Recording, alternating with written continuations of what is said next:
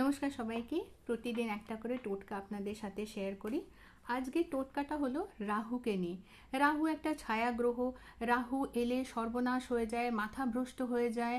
রাহু এলে চিন্তাধারা নষ্ট হয়ে যায়, চিন্তার মধ্যে সব রাক্ষসী চিন্তা আসে, সব খারাপ চিন্তা আসে। রাহু আসে যতটা দেয় তার চেয়ে ডবল কেড়ে নিয়ে যায়। অনেক রকম ভ্রান্তি আমাদের মনে আছে, অনেক রকম আমরা গুজবও শুনেছি, অনেক গল্পও শুনেছি এবং অনেক রকম পরিবেশ পরিস্থিতিও দেখেছি।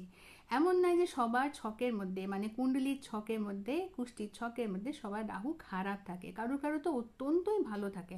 আবার যাদের মধ্যে খারাপ থাকে তারা তাদেরকে এটা বলা হয় যে রাহুর প্রতিকার করে নিন। প্রতিকার মানে আরশোলাকে বিষ খাইয়ে মেরেই দিন, রাহুকে একদম দমিয়ে দিন। সেটা করলে কি করে হবে? কারণ একমাত্র রাহু সেই গ্রহ যে আপনাকে রাতারাতি একদম ভিখারি থেকে কোটিপতি করে দিতে পারে, আপনাকে একদিনে লাখপতি করে দিতে পারে, একদিনে আপনার ভাগ্য তারা একদম জগমগিয়ে দিতে পারে। তাহলে সেই রাহুকে তো দমিয়ে রেখে লাভ নেই।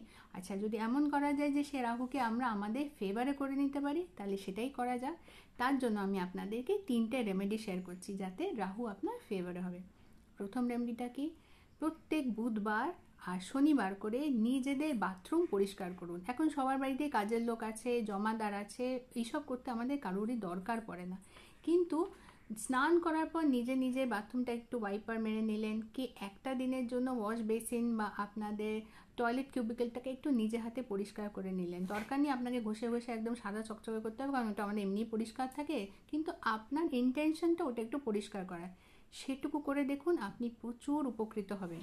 তার সাথে সাথে আপনি যদি একটা টয়লেট ক্লিনারের বোতল, যেমন ধরুন হারপিক, আমি একটা প্রোডাক্টের নাম এন্ডোর্স করছি না, কিন্তু ধরুন একটা টয়লেট ক্লিনার, তার সাথে একটা 100 টাকার নোট, ঠিক আছে, যে কোনো আপনি একটা নোট, যে কোনো কারেন্সি নোট আপনি দিতে পারেন, কয়েন না, নোট। এটা দিয়ে আপনি আপনার বাড়ির জমাদার বা সুইপার, ঠিক আছে, যারা ঝাড়ুদার হয় তাদেরকে একটা দান করে দিন। এই দানটা আপনি শনিবার দিনকে বা বুধবার দিনকে করে দেবেন।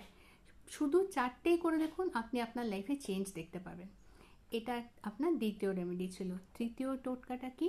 তৃতীয়টা হচ্ছে বাড়ির ছাদ। এবার যারা ফ্ল্যাট বাড়িতে থাকে তাদের বালাই নাই, কিন্তু যারা বাড়িতে থাকে তাদের কিন্তু এই দায়িত্বটা বর্তায়। অনেকেই বাড়ির ছাদের মধ্যে স্টোরেজ করে রাখে, বা ছাদটা অনেক আলুথালু হয়ে থাকে, অনেক আবর্জনা বা অনেক অপ্রয়োজনীয় জিনিসের ভিড় হয়ে থাকে। কাজেই আপনাদেরকে বাড়ির ছাদটাকে পরিষ্কার রাখতে হবে। যদি বাড়ির ছাদটা পরিষ্কার রাখেন তাহলে অটোমেটিক্যালি রাহুটা ব্যালেন্স হয়ে যায়। যদি আপনাদের আমার ভিডিওটা দেখে ভালো লাগে তাহলে প্লিজ লাইক, শেয়ার আর সাবস্ক্রাইব করে দেবেন আমার চ্যানেল হিল ডেস্টিনি বাংলা। ভালো থাকবেন। কমেন্ট সেকশনে হর হর মহাদেব লিখে দিলে আমার ভালো লাগবে। ধন্যবাদ সবাইকে।